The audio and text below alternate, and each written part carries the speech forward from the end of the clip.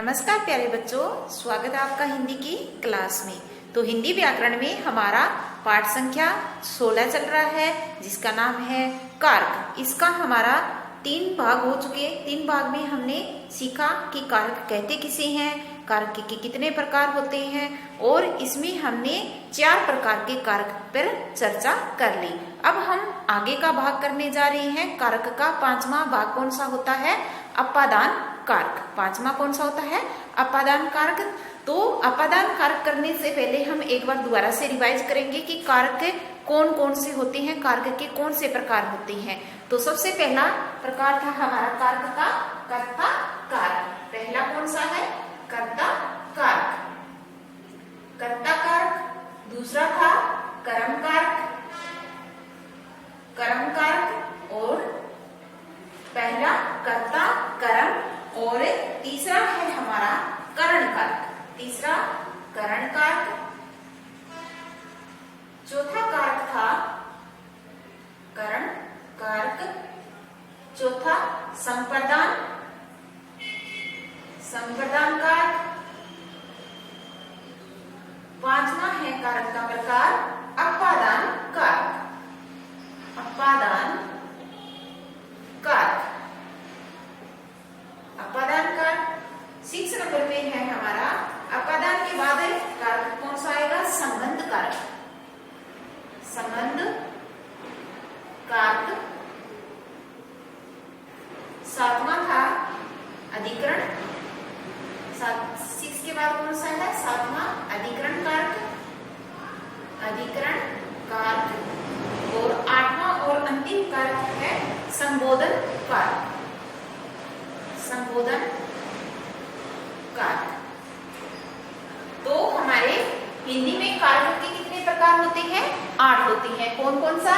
पहला कर्ता, दूसरा कर्म, तीसरा करण, चौथा संप्रदान, 5वां अपादान, संबंध, अधिकरण और संबोधन। दोबारा से फिर रिपीट कर लीजिए।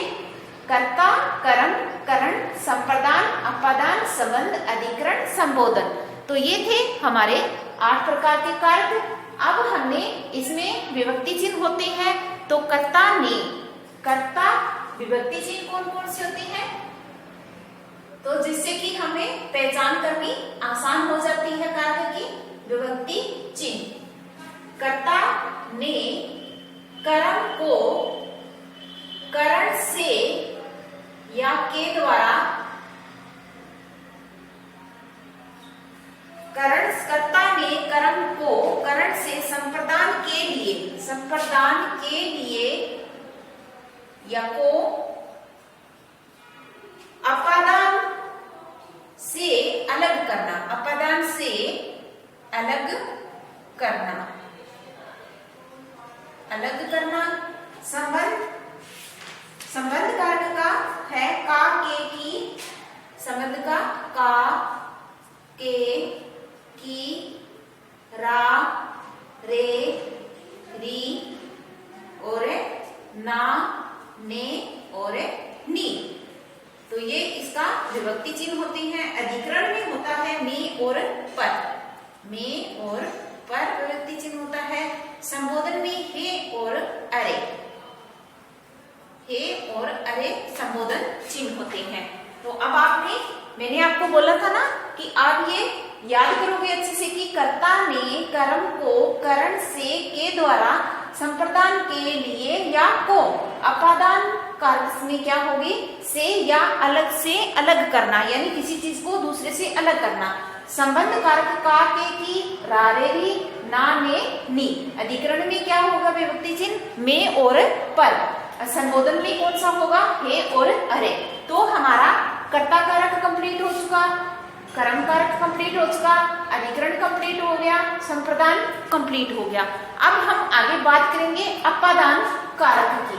5वां हमारा कारक का प्रकार है अपादान। अपादान कारक।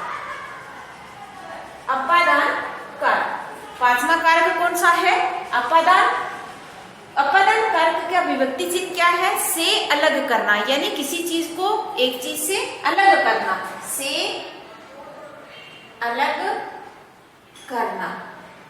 विभक्ति चिन्ह क्या हुआ? अलग करना। किसमें? अपादान कारक में। कौन से कारक में? अपादान कारक में। ठीक है, इसकी परिभाषा हम क्या लिखेंगे अपादान कारक की? अपादान कारक में संज्ञा या परिभाषा, सबसे पहले हम परिभाषा लिखेंगे इसकी अपादान कारक की। संज्ञा या सर्वनाम, संज्ञा या सर्वनाम के जिस रूप से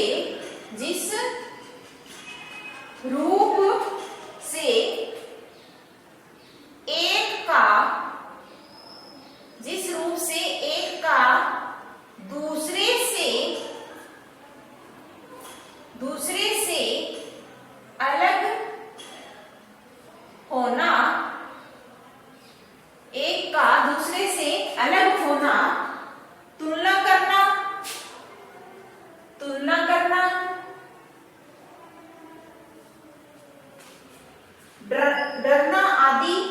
डरना आदि भाव प्रकट भाव स्पष्ट हो या भाव प्रकट हो या स्पष्ट हो, वह अपादान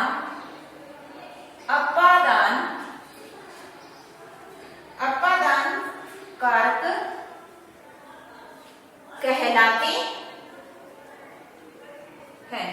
वह अपादान कारक कहलाती हैं। जैसे कि पेड़ से फूल और पत्ते गिरे, उदाहरण के रूप में पेड़ से फूल और पत्ते गिरे, पेड़ से फूल और पत्ते गिरे, उदाहरण ये हमने उदाहरण लिया है। अब इसमें परिभाषा को दोबारा से फिर देखिए। परिभाषा क्या है? संज्ञा या सर्वनाम। संज्ञा आपको पता है संज्ञा किसे कहती है? सर्वनाम, यानी किसी वस्तु, व्यक्ति या स्थान के नाम को क्या कहती है? संज्ञा कहती है। सर्वनाम किसे कहती है? संज्ञा के स्थान पर प्रयुक्त होने वाले शब्दों को क्या कहती है? सर्वनाम कहती है। संज्ञा या सर्वनाम के जिस रूप से एक का दूसरे से अलग होना, जिस रूप से क्या है? एक का दूसरे से अलग होना, या तो वह संज्ञा शब्द हो या सर्वनाम शब्द हो, जो क्या है? एक चीज से दूसरे से एक से अलग होती है, यानी कोई चीज अलग हो जाती है, या तो संज्ञा शब्द होता है या सर्वनाम शब्द होता है। एक का दूसरे से अलग होना या तुलना करना, यानी आपस में तुलना करना या फिर डरना आदि भाव स्पष्ट हो, वह अपादान कारक कहलाती है। क्या कहलाती है?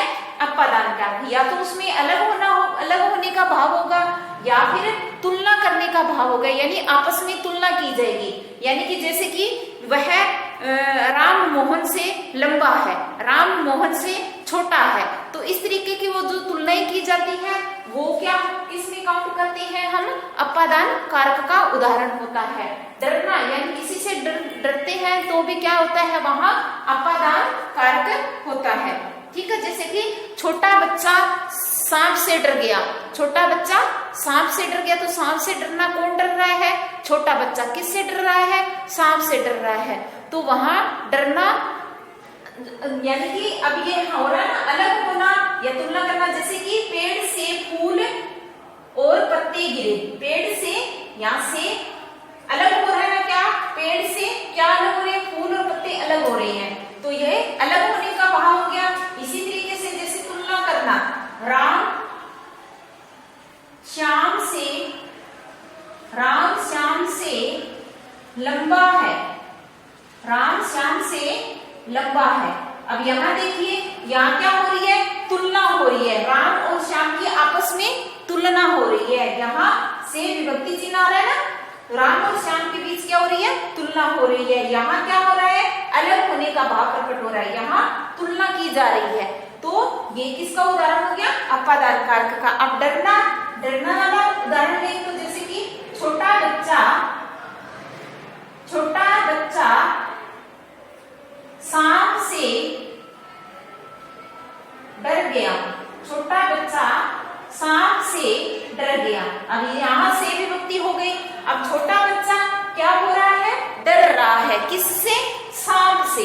यानी यहाँ क्या है? डरना भाव प्रकट हो रहा है ना डरना भाव प्रकट। तो इसलिए ये उदाहरण भी किसका हुआ? अपादान कारक का उदाहरण हुआ। आई बात समझ में? अपादान कारक में क्या होगा? या तो अलग होने का भाव होगा, या फिर तुलना का भाव होगा, या फिर डरने का भाव होगा। वहां क्या होगा? हमारा अपादान कारक का उदाहरण होगा। ठीक है, हम इसकी पहचान कैसे करेंगे?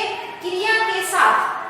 इसमें क्रिया के साथ पहचान करने के लिए मैं आपको एक चीज बता देती हूँ। क्रिया के साथ, क्रिया यानी काम। क्रिया का मतलब क्या होता है? काम। यानी जो काम हो रहा है, क्रिया के साथ कहां प्रश्न, क्रिया के साथ कहां प्रश्न करने पर जो उत्तर आता है, जो उत्तर मिलता है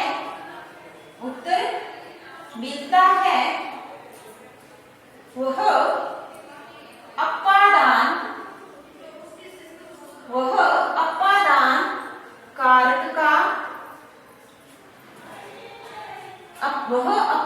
कारक कहलाता है। अपादान कहलाता है। यानी कि क्रिया के साथ, यानी जो काम हो रहा है उसके साथ कहां प्रश्न लगाने पर जो उत्तर मिलता है वहां अपादान कारक कहलाता है। जैसे कि हमने प्रश्न किया कि रेल से पटरी उतर गई। रेलगाड़ी पटरी से उतर गई। रेलगाड़ी कहां से उतर गई? पटरी से उतर गई। पेड़ से फूल और पत्ते गिरे। फूल और पत्ते कहां से गिरे? तो कहां से गिरे? पेड़ से गिरे। तो हमने कहां से कहां लगाकर, कहां प्रश्न लगाकर क्वेश्चन किया तो क्या उत्तर मिलता है? हमें उसका उत्तर मिल रहा है। जैसे कि पेड़ से फूल और पत्ते गिर रहे हैं। फूल और पत्ते कहां से गिर रही है? पेड़ से। राम श्याम से लंबा है, तो इसमें कहां नहीं लगेगा? छोटा बच्चा सांप से डर गया, तो छोटा बच्चा सांप से डर गया, इसमें भी कहां नहीं लगेगा। लेकिन ये उदाहरण तो किसका है? अपादान कारक का उदाहरण है। यानी कुछ वाक्य ऐसे होते हैं जहां हमें कहां लगाने से प्रश्न का उत्तर मिल जाता है, तो वो क्या होते हैं? अपादान कारक के उदाहरण होते हैं। ठीक है, आई बात समझ में? अगला हमारा कारक है अपादान कारक के बाद नेक्स्ट है हमारा संबंध कारक। कौन सा कारक? संबंध कारक। इसमें क्या है? आपस में संबंध दर्शाया जाता है। क्या होता है? संबंध। नाम से पता चल रहा है ना कि आपस में संबंध दर्शाना संबंध कारक। इसका विभक्ति चिन्ह क्या है? या तो कार के की होगा, या रा रे री होगा, या ना ने और नी होगा। तो ये किसका उदाहरण होंगे? इस तरह के जो वाक्य होंगे वो किस में आएंगे? संबंध कारक में आएंगे। अब हम सबसे पहले संबंध कारक की परिभाषा लिखेंगे। संबंध कारक की परिभाषा में एक संज्ञा या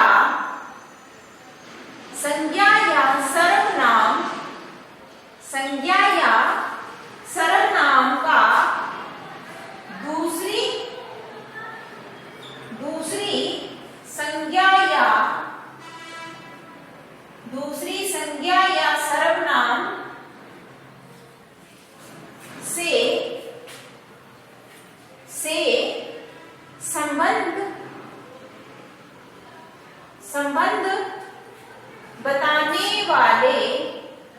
बताने वाला रूप संबंध कारक कहलाता है। संबंध कारक कहलाता है। क्या कहलाता है? तो संबंध कारक की परिभाषा हमने क्या लिखी? एक संज्ञा या सर्वनाम का दूसरी संज्ञा या सर्वनाम से संबंध बताने वाला रूप संबंध कारक कहलाता है। क्या कहलाता है? संबंध कारक कहलाता है। कौन? या तो वो एक संज्ञा शब्द होगा, एक संज्ञा शब्द दूसरी संज्ञा के साथ अपना संबंध दर्शाएगा, या फिर वो शब्द सर्वनाम शब्द होगा जो एक सर्वनाम शब्द दूसरे सर्वनाम के साथ अपना संबंध दर्शाएगा, यानी आपस में उनका संबंध होगा। तो वो क्या कहलाती है? संबंध कारक कहलाते हैं। उदाहरण के रूप में जैसे हमने एक वाक्य लिखा, यह